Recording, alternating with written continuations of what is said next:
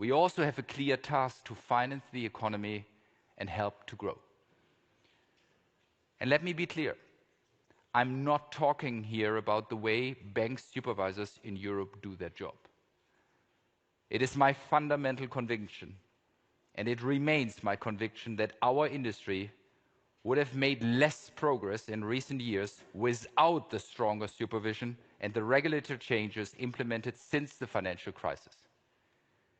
The issue that concerns me is that the pendulum is about to swing too far due to regulatory and political decisions that structurally disadvantage our industry in global competition and limit our ability to support our clients and the economy as a whole. Allow me in this regard to go into a little bit more details on 4 items just as a representative. Number 1 is the regulation of European clearing business after Brexit. We fully support the need for the EU to strengthen this market. This, however, should not come at the cost of cutting European banks off from the global markets or by imposing punitive capital requirements. Many of our clients will still want to clear outside of the EU, and ultimately it remains their choice on where to clear. The only result will be that EU banks lose out on a field that is essential for creating a deeper and more liquid European capital market. One area of business where we already face significant hurdles is leveraged finance. Punitive buffers imposed make it more difficult for domestic banks to compete in this business, which is a legitimate segment that will play an important role, in particular in these days. And in particular, when it comes to the financing, the large group of medium-sized companies that form the backbone of our economies. And this underlines how Europe still tends to treat financial sponsors as something distasteful. But when we look at the US, a lively venture capital market, but also private equity industry is part of an ecosystem which is much more effective in supporting innovation and growth than we have in Europe. It should be our aim to make best use of these sources of capital for our economies, not to sideline them. My third point concerns the adoption of Basel III framework in Europe.